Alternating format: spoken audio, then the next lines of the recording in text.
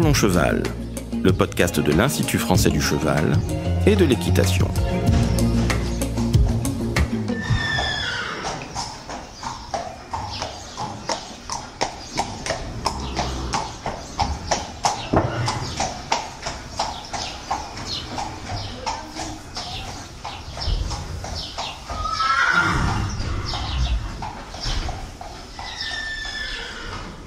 Bonjour, je suis Laurent Vigneault de l'Institut français du cheval et de l'équitation. Aujourd'hui, on vous parle des outils de la gestion de la diversité génétique et pour ça, je reçois Margot Sabag. Alors Margot, tu es ingénieure développement génétique et sélection à l'IFCE. Bonjour Margot. Bonjour Laurent. Alors, dans cette problématique de la diversité génétique, on va aborder la consanguinité, les ancêtres majeurs, la composition raciale. Et pour commencer, je voudrais que tu nous parles d'une idée reçue. Cette diversité génétique, elle est plus faible dans les petites races ? Alors, c'est une idée reçue et les problèmes de diversité génétique ne sont pas forcément liés à la taille de la population. On peut notamment prendre l'exemple de la race Prim-Holstein, qui est la race de bovins la plus présente sur la planète et qui a une consanguinité qui avoisine les 6%, donc ce qui est assez important et ce qui entraîne de gros problèmes dans les élevages et dans la gestion des troupeaux. Pour travailler sur ces outils de diversité génétique, la chose primordiale, en tout cas pour les équidés, c'est d'avoir des généalogies suffisamment remplies. Et donc, on a besoin de connaître le plus possible les pédigrés.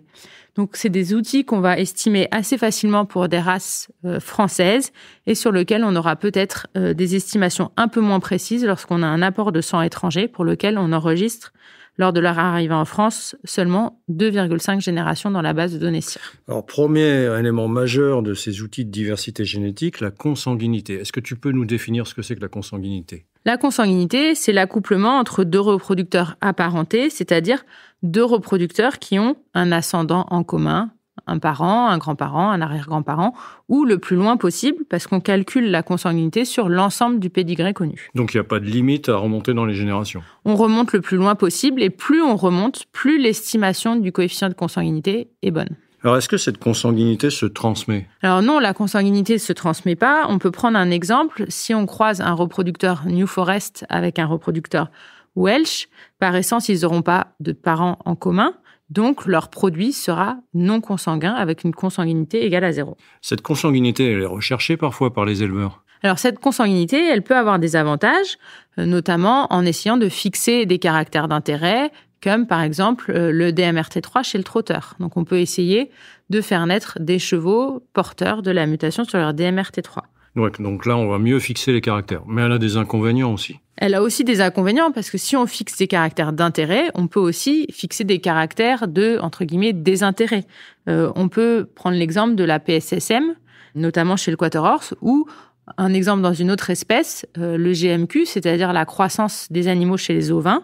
On sait que plus les agneaux sont consanguins, moins vite ils grossiront. Et en plus, on peut avoir des problèmes de fertilité qui ne sont pas forcément visibles. Alors, tu évoquais, Margot, tout à l'heure, la race Prim-Holstein, qui a un niveau de consanguinité autour de 6. Comment est-ce qu'on calcule ce niveau de consanguinité ?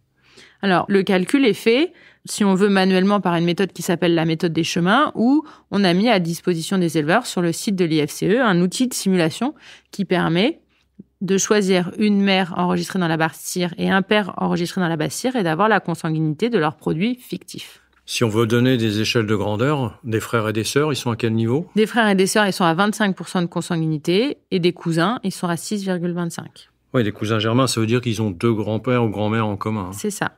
Alors, il y a aujourd'hui une évolution des techniques de reproduction, notamment l'utilisation massive dans certaines races de l'insémination artificielle. Est-ce que ça va jouer sur la consanguinité ?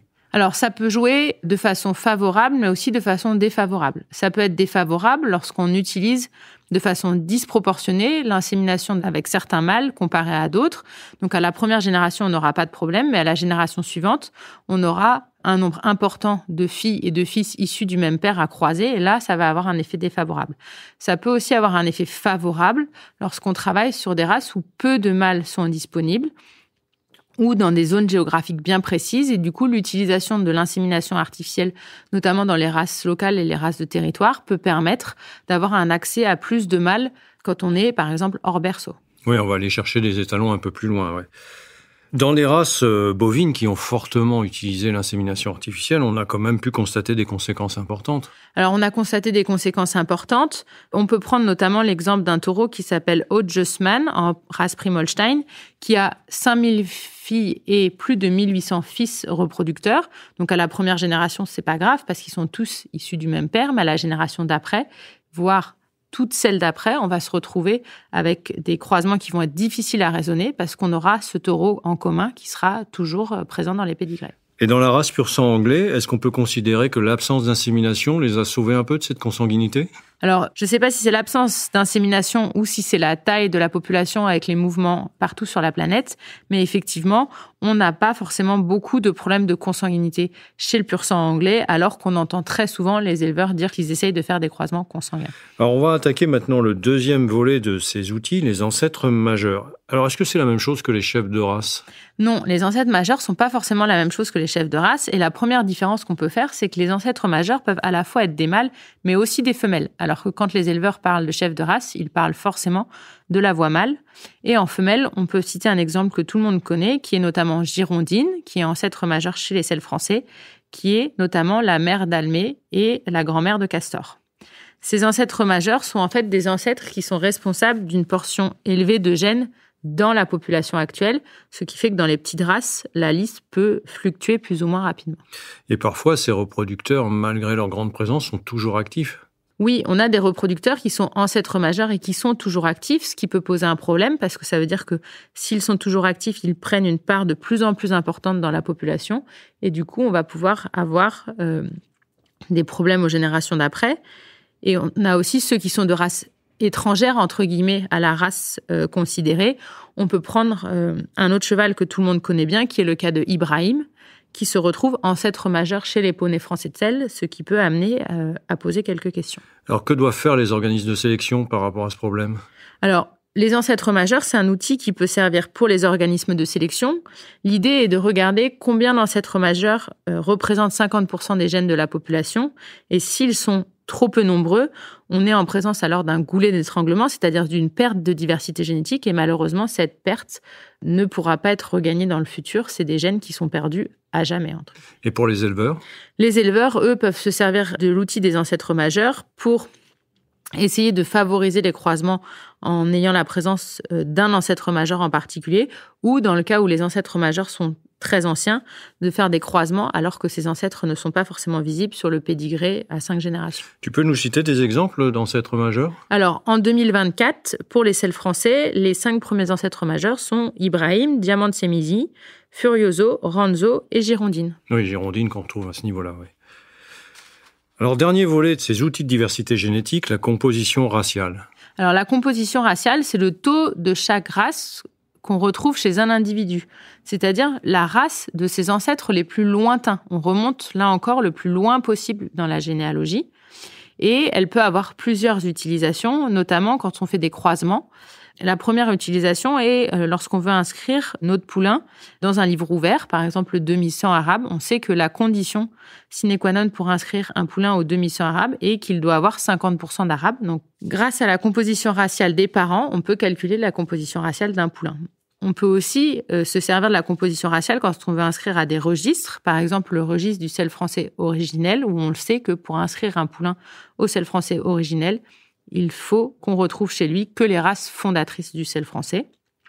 Et dernier exemple, c'est lorsqu'on veut inscrire un poulain dans des livres de croisement, par exemple le New Forest de croisement ou le Connemara Partbred, où on sait que chaque race impose un pourcentage minimum pour pouvoir être inscrit dans ces livres-là. Alors en conclusion, Margot, ce qu'on peut dire, c'est que déjà ces outils sont relativement simples d'utilisation. Oui, c'est des outils qui sont simples, assez faciles à prendre en main et qui sont pas très compliqués à utiliser lorsqu'on raisonne les croisements, que ça soit à l'échelle d'un élevage ou même à l'échelle d'une race. À l'échelle d'une race, oui. Alors ils sont adaptés et ils sont faciles pour calculer pour toutes les races ? Nous, IFCE, nous les publions pour les races françaises. Ils sont calculés et mis à jour tous les ans avant le début de la saison. Et on rappelle donc qu'on a en ligne l'outil de simulation. Hein. On a en ligne sur le site de l'IFCE l'outil de simulation qui permet de calculer la consanguinité d'un produit fictif. Donc ça peut malgré tout vite devenir un problème pour une race, cette consanguinité. Alors oui, on l'a vu en introduction, c'est une idée reçue que problème de diversité égale petite race. Et même si on a une grande race, avec des ancêtres majeurs qui sont encore reproducteurs actifs, on peut vite se retrouver face à un goulet d'étranglement et une perte de diversité génétique sur lequel on n'aura pas de retour possible. Et ça peut notamment entraîner l'expression de gènes létaux peu visibles. Oui, et cette expression de gènes létaux peut entraîner de gros problèmes de fertilité. C'est ce qui se passe notamment en race Primoldstein. Et donc, il ne faut pas oublier, quand au milieu de la saison monte, une jument ne remplit pas et que tous les examens vétérinaires sont bons, il ne faut pas oublier cet aspect consanguinité. Si l'accouplement est trop consanguin, il se peut que la jument coule de façon précoce, car la nature est bien faite. Ces problèmes de gènes létaux et de consanguinité, on peut reprendre l'exemple du taureau dont on a parlé plus tôt. Il était lui-même porteur d'une maladie génétique impactant l'immunité. Et aujourd'hui, en croisant ses descendants, on se retrouve avec des veaux qui ont des problèmes d'immunité, d'où l'intérêt d'essayer de ne pas favoriser la consanguinité et la supériorité de seulement quelques ancêtres. Merci Margot. Merci Laurent. Si vous souhaitez en savoir plus sur le sujet, rendez-vous dans la description du podcast où vous trouverez des liens utiles sur notre site equipedia.ifce.fr. Vous pouvez aussi nous rejoindre sur notre groupe Facebook Equipedia Science et Innovation Équine pour plus de contenu. Pour ne manquer aucun épisode, abonnez-vous, partagez, commentez et n'hésitez pas à laisser 5 étoiles sur Apple Podcasts et Spotify. À très vite pour un nouvel épisode.